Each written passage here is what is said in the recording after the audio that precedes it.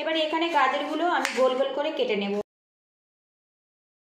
এখানে দেখুন mixing jar নিয়েছি, জারের মধ্যে গাজরের টুকরোগুলো আমি দিয়ে দেব। এবারে এর মধ্যে গাজরের পেস্ট দিয়ে দেব। নমস্কার বন্ধুরা, আমি অরিন্দিতা, আপনাদের সকলকে স্বাগত জানাচ্ছি। আজকে আমি গাজর দিয়ে একদম নতুন ধরনের একটা ইউনিক রেসিপি শেয়ার করব। পুরো ভিডিওটির সঙ্গে থাকার অনুরোধ রইল। আজকে রেসিপির জন্য এখানে দেখুন লাল গাজর আর হলুদ গাজর নিয়েছি মিলিয়ে মিশিয়ে, আর এখানে আমি 7 পিস গাজর ব্যবহার করেছি। এখন দেখুন বন্ধুরা, গাজরের গায়ে পাতলা একটা আস্তরণ আছে, ওটা আমি পরিষ্কার করে নেব, তাহলে রেসিপির যে কালারটা হবে খুব সুন্দরভাবে রেডি হবে। এদিকে দেখুন গাজরের গায়ে যে পাতলা আস্তরণ একটা কিন্তু পরিষ্কার করে নিয়েছি, বাকিগুলো কিন্তু আমি এইভাবে পরিষ্কার করে আরও একবার ধুয়ে নেব। এবারে এখানে গাজরগুলো আমি গোল গোল করে কেটে নেব, এতে রান্না করতে অনেক বেশি সুবিধে হবে। হলুদ গাজরের থেকে কিন্তু লাল গাজর বেশি মিষ্টি, আপনারা চাইলে শুধু লাল গাজর দিয়েও কিন্তু এই রেসিপিটা বানাতে পারেন। এইভাবে গোল গোল করে সবগুলো কেটে নিয়ে তারপর আপনাদের সঙ্গে দেখা করছি। যে কোনো শেপ দিয়ে কিন্তু আপনারা এটা কেটে নিতে পারেন। এখানে একটা কড়া গরম করে নিয়েছি, আর এর মধ্যে দিয়ে দেবো 1 মুঠো পরিমাণে বাদাম। বাদামটা আমি নাড়াচাড়া করে ভাজা ভাজা করে নেব। বাদামটা দেখুন কিছুক্ষণ নাড়াচাড়া করতে গায়ের রঙটা কিন্তু বেশ কালো হতে শুরু করেছে। এই অবস্থায় কিন্তু অনবরত নাড়বো, তাহলে বাদামটা সুন্দরভাবে ভাজা হবে। আর বন্ধুরা, আপনাদের কাছে একটা রিকোয়েস্ট করছি, ভিডিও শুরুতে একটা লাইক দিয়ে দেবেন। আপনাদের একটা লাইক পরবর্তী নতুন ভিডিও বানাতে কিন্তু অনেকটাই উৎসাহ দেয়। আর চ্যানেলে নতুন হয়ে থাকলে চ্যানেলটিকে সাবস্ক্রাইব করে পাশে থাকবেন। আর রেসিপিটা ভালো লাগলে আত্মীয় স্বজন বন্ধু বান্ধবদের কাছে একটু শেয়ার করে দেওয়ার অনুরোধ রইল। আরও কিছুক্ষণ নাড়াচাড়া করে বাদামটা ভাজা ভাজা করে নেব। এদিকে দেখুন বাদামটা কিন্তু ভাজা হয়ে গেছে, ফাটতে শুরু করেছে।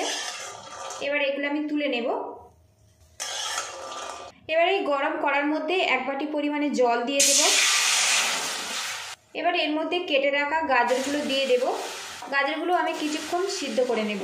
আপনারা চাইলে কিন্তু প্রেসার কুকারে দিয়েও কিন্তু গাজরটা সিদ্ধ করে নিতে পারেন। আমি এখানে পাতলা পাতলা করে গাজরগুলো কেটেছি, খুব ঝটপট সিদ্ধ হয়ে যাবে। আর জলের পরিমাণটা কিন্তু কম রাখবেন, এমনভাবে জলটা দেবেন গাজরটা সিদ্ধ হয়ে যাবে, সাথে জলটাও শুকিয়ে যাবে। জল একটু কম মনে হচ্ছে তো আরও কিছুটা জল অ্যাড করে দিলাম। একটা পাত্র দিয়ে ঢেকে রাখবো, ঢাকনাটা খুলে নেব। আর বন্ধুরা, মাঝে একবার কিন্তু আমি ঢাকনাটা খুলে একটু নাড়াচাড়া করে দিয়েছিলাম। আর এখন দেখুন গাজরটা কিন্তু বেশ সিদ্ধ হয়ে গেছে, এর মধ্যে কিন্তু কোনো রকম জল নেই। গ্যাস লিডটা বন্ধ করে দেব, দিয়ে গাজরটা আমি নামিয়ে ঠান্ডা করে নেব। আর একটু কিন্তু ভালো করে গাজরটা সিদ্ধ করে নিতে হবে। তো দেখুন কত সুন্দরভাবে এটা সিদ্ধ হয়ে গেছে। এদিকে গাজরটা কিন্তু আমি ঠান্ডা করে নিয়েছি। এখানে মিক্সিং জার নিয়েছি, জারের মধ্যে গাজরটা দিয়ে দেব, দিয়ে মিহি করে পেস্ট বানিয়ে নেব।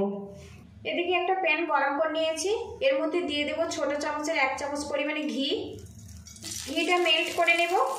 এবারে এর মধ্যে গাজরের পেস্ট দিয়ে দেব। গাজরটা কিছুক্ষণ নাড়াচাড়া করে ভাজা ভাজা করে নেব। আপনারা চাইলে কিন্তু ঘিয়ের পরিমাণটা একটু বেশি দিতে পারেন। আর এই গাজরটা কিন্তু খুব মিহি করে পেস্ট বানিয়ে নিতে হবে। গ্যাসের হিটটা এই সময় কিন্তু আমি মিডিয়ামে রাখবো। এবারে এর মধ্যে সামান্য লবণ অ্যাড করে দেব। দিয়ে দেব 4 চামচ পরিমাণে সুজি। সুজির পরিমাণটা এখানে কম রাখতে হবে, খুব বেশি সুজি দিলে কিন্তু রেসিপিটা শক্ত হয়ে যাবে, খেতে ভালো লাগবে না। আবারও ভালো করে মিক্স করে নেব। এখানে সুজিটা জাস্ট বাইন্ডিংয়ের জন্য আমি ব্যবহার করলাম। এইভাবে একটু ম্যাশ করে নেব, সুজির কোনো রকম দলা যাতে না থাকে একটু খেয়াল রাখতে হবে। সুজিটা গাজরের সাথে ভালো করে মিক্স করে নিয়েছি, সুজিটা কিন্তু বেশ সিদ্ধ হয়ে গেছে। আর এখন দেখুন প্যান থেকে ছেড়ে ছেড়ে আসছে। এইভাবে কিন্তু রেডি করে নিতে হবে। এবারে এর মধ্যে দিয়ে দেব স্বাদ মতো চিনি। আপনারা যতটা চিনি পছন্দ করেন সেই মতো দেবেন। এটা যেহেতু মিষ্টি রেসিপি, তবে একটু মিষ্টি হলে খেতে বেশি ভালো লাগবে। চিনি দিয়েছি, ভালো করে মিক্স করে নেব। চিনিটা ভালো করে মিক্স করে নিয়েছি। আর এখন দেখুন মিশ্রণটা কিন্তু বেশ নরম হয়ে গেছে। আরও কিছুক্ষণ নাড়াচাড়া করে একটু শক্ত করে নেব। এর মধ্যে আরও 1/2 চামচ ঘি অ্যাড করে দেব। আবারও ভালো করে মিক্স করে নেব। আর এখন দেখুন মিশ্রণটা কিন্তু প্যান থেকে বেশ ছাড়তে শুরু করেছে। এইরকমভাবে রেডি করে নিতে হবে। এবারে এর মধ্যে দিয়ে দেব বাদামের গুঁড়ো। যে বাদামটা আমি প্রথমে ভেজে নিয়েছিলাম সেটা খোসা কিছুটা বাদ দিয়েছি, দিয়ে তারপরে হালকা করে ক্রাশ করে নিয়েছি। আপনারা পছন্দ মতো ড্রাই ফ্রুট এখানে ব্যবহার করতে পারেন। অনেক বাচ্চারা গাজর কোনোভাবেই কিন্তু খেতে চায় না, একবার কিন্তু এইভাবে আপনারা বানিয়ে দেখতে পারেন, এটা খেতে কিন্তু খুবই ভালো লাগে। বাদামটা দিয়েছি, কিছুক্ষণ মিক্স করে নেব। এদিকে দেখুন মিশ্রণটা কিন্তু আমার রেডি হয়ে গেছে। গ্যাস স্টিকটা বন্ধ করে দেব, দিয়ে এই মিশ্রণটা আমি পুরোপুরি ঠান্ডা করে নেব।